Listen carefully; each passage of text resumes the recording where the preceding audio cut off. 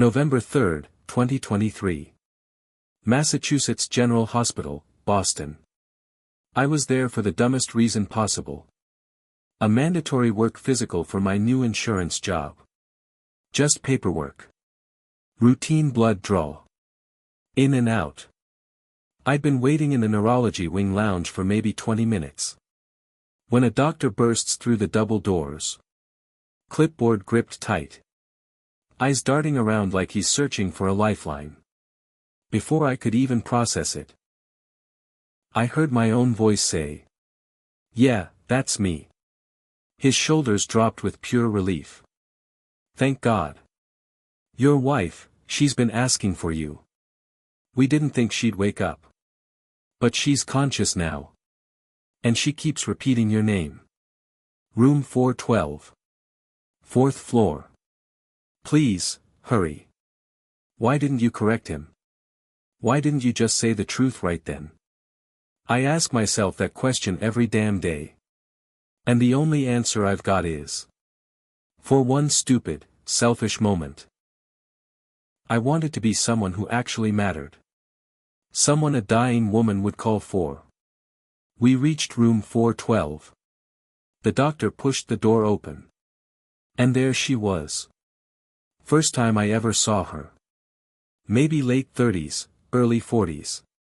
Dark auburn hair spread across the pillow. Skin so pale it was almost see-through. Left arm in a cast. Bandages wrapped around her head. Monitors beeping slow and steady. But her eyes. God, those eyes were open. Bright green. Sharp. Locked right on me. "Michael," she whispered. Voice raw, cracked. "You came." I froze in the doorway. Every sane part of my brain screaming. Tell them. Tell them now. You're not him. But then I saw her face change when she looked at me. It softened. Her trembling fingers reached out. She smiled, through all that pain. And I couldn't shatter it. I just couldn't. "Yeah," I said quietly. Stepping to her bedside. "I'm here." The doctor spoke from behind me. Professional, but gentle. "Mrs. Patterson, you were in a serious car accident 3 days ago. You've been unconscious. We weren't sure you'd pull through. Your husband has been." He paused. I felt his eyes on me. "Well, we're just glad you're both here now." He left. And suddenly it was just me. And this stranger who thought I was her husband. I sat in the chair beside her bed. Her hand found mine. Weak grip. But stubborn. "I thought I'd lost you," she whispered. "I thought I'd never see you again." My throat locked up. I should tell her. Right now. But those tears sliding down her face. The relief in her eyes. I couldn't. Not yet. Not while she was this fragile. "You're okay now," I said instead. "You're gonna be okay." She closed her eyes. Still holding on. "Don't leave." "I won't." And I didn't. I stayed 2 hours. Nurses came and went. Calling me Mr. Patterson. Asking if I needed coffee, water, anything. I just shook my head. Couldn't speak. Couldn't move. This woman, this total stranger. Held my hand like I was the only thing. Keeping her here on earth. When she finally drifted off to sleep. A nurse, 50s, kind eyes, gray streaks in her hair. Touched my shoulder. "You should go home, Mr. Patterson. Get some rest. She's stable now. We'll call if anything changes." I opened my mouth, then stopped. What was I gonna say? Actually, I'm not Michael Patterson. I don't know this woman. I've been lying to all of you for hours. "I'll stay a bit longer," I said quietly. She smiled. "You're a good husband. She's lucky to have you." When she left, I gently pulled my hand free. And stood up. My whole body was shaking. I walked to the door. I could leave right now. Find the doctor. Explain the mix-up. Pretend none of this happened. I reached for the handle. Michael. I turned. She was awake again. Those impossible green eyes on me. Where are you going? Just, getting some air. I'll be right back. Please don't go, she said. Her voice broke. I know things have been rough between us. I know we've been fighting. I know you wanted the divorce. But please, just stay tonight. Please. Divorce. They were getting divorced. Michael Patterson, wherever he was, wasn't coming. Maybe he didn't even know. Maybe he didn't care. And this broken woman in the bed thought I was the man who'd walked away. I went back. Sat down. Okay, I said softly. I'll stay. That night I checked her chart at the foot of the bed. Elena Patterson. 39. Married. Emergency contact, Michael Patterson. Phone number listed. No answer. I dialed it 3 times from the hospital phone. Straight to voicemail every time. Man's voice. You've reached Mike. Leave a message. I didn't. Over the next 3 days, I stayed. Called in sick to my brand new job. The one I'd started only 2 weeks earlier. I sat with Elena while she slept. Talked to her when she was awake. She told me about the crash. Driving home from her sister's place. A truck blew through a red light. She said in those last seconds before impact. She thought about me. All the things I never said to you, she whispered one afternoon. All the time we wasted being angry. I didn't know how to answer. I was living someone else's life. Someone else's marriage. Someone else's heartbreak. And the worst part? I didn't want to leave. See. I'd been alone a long time. Parents gone when I was 25. Carbon monoxide leak while they slept. No brothers, no sisters. No wife. No kids. Friends. Sure.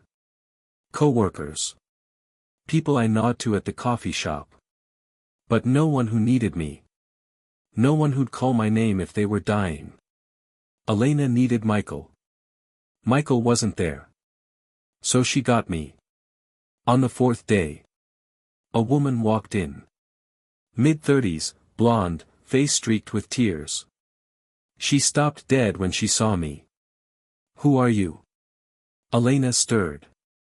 Sarah, my sister. I recognized the name. Sarah looked back and forth between us, confused. Where's Michael? My stomach fell. This was it. Truth time. Elena's face drained of color. What do you mean? He's right here. Sarah stared at me. That's not Michael. The room went dead quiet. Except the heart monitor's steady beep. Elena turned to me. Green eyes wide, searching. What is she talking about? I stood slowly. Hands shaking. Elena. I'm not. She started crying before I finished. You're not Michael. No. Then who are you? My name is Christopher. Christopher Bennett. I was here for a work physical. The doctor thought I was your husband. And I didn't correct him. I'm sorry. I'm so sorry. Sarah's hand flew to her mouth. Oh my God. Elena just stared. Tears pouring. Why would you do that? Why would you lie to me? Because you needed someone, I said. Voice cracking. And no one else was here. Sarah spoke quietly. Michael's not coming, Elena. He filed the divorce papers last month. Moved to California. I tried calling when the accident happened. He didn't pick up. He doesn't want to be found. Elena closed her eyes. More tears. Silent, crushing. I should go, I said. I shouldn't have. I'm sorry. I walked toward the door. Wait. I turned. Elena looking right at me. What's your name again? Christopher. She nodded slowly. Taking it in. You stayed 4 days. With a complete stranger. I didn't know what else to do. She glanced at Sarah. Then back to me. Sarah, can you give us a minute? Sarah hesitated. Then left. Door clicked shut. Elena patted the bed beside her. Sit. Please. I sat. Tell me about yourself, Christopher. The real you. So I did. My boring insurance job. My empty apartment. My dead parents. My non-existent social life. How I read books in coffee shops just to hear other people breathing nearby. I told her everything. Because what was left to lose? I'd already wrecked it all. When I finished. She was quiet a long time. You know what's funny, she finally said. Michael was my husband for 12 years. And in 4 days. You've shown me more kindness than he did in the last 3. Elena, I don't know why you stayed, she went on. But I'm glad you did. Because I think I would have given up. If I'd woken up alone. After that. I visited every day. At first I told myself it was guilt. I owed her honesty, support, something. But it became more. We talked for hours. Books. Movies. Life. Loss. She told me about her broken marriage. I told her about my failed attempts at connection. 6 weeks later. She was discharged. I helped her into the wheelchair. Carried her bags to my car. Sarah was working.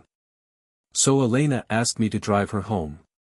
Her apartment was small, neat. Books everywhere. Thank you, she said as I helped her inside. For everything. I should go. Christopher.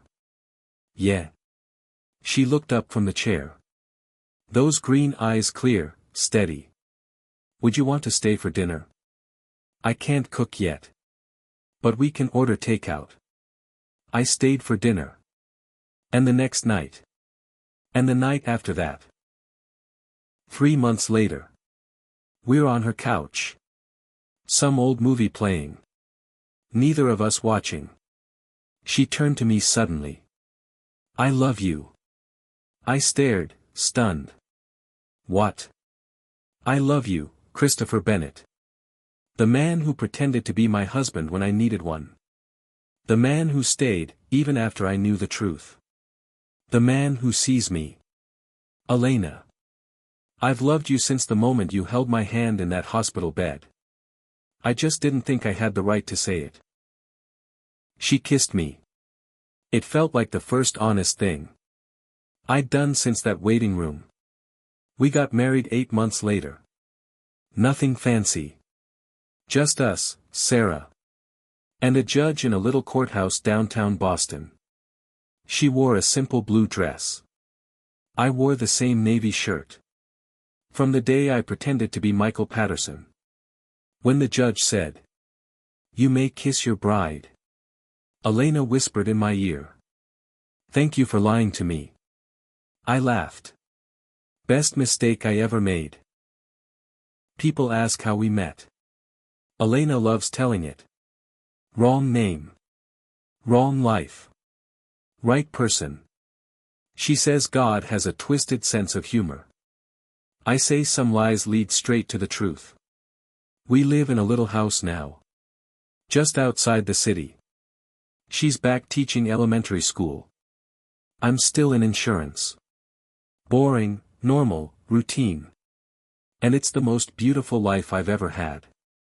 Every night before we sleep, she asks the same thing. Who are you? And every night I answer the same way. Christopher Bennett. She smiles. Good. Because I'd hate to find out. I married another stranger. We laugh. Because that's us now. We laugh at how ridiculous it all was. The doctor who got it wrong. The lie I let stand. The husband who never showed. The woman who woke up to the wrong man. And fell in love anyway. I think about Michael Patterson sometimes. Wonder where he ended up. If he knows what he lost. If he regrets it. But then Elena takes my hand. And I stop wondering. His loss was my gain. His absence was my chance. His mistake was my miracle. They say honesty is the foundation of love. But our love started with a lie. And somehow, it became the truest thing in my life. Because the truth is, I wasn't her husband that day in the hospital. But I became one. Not Michael Patterson. Someone better. Someone who stayed. And I'll keep staying. For the rest of my life.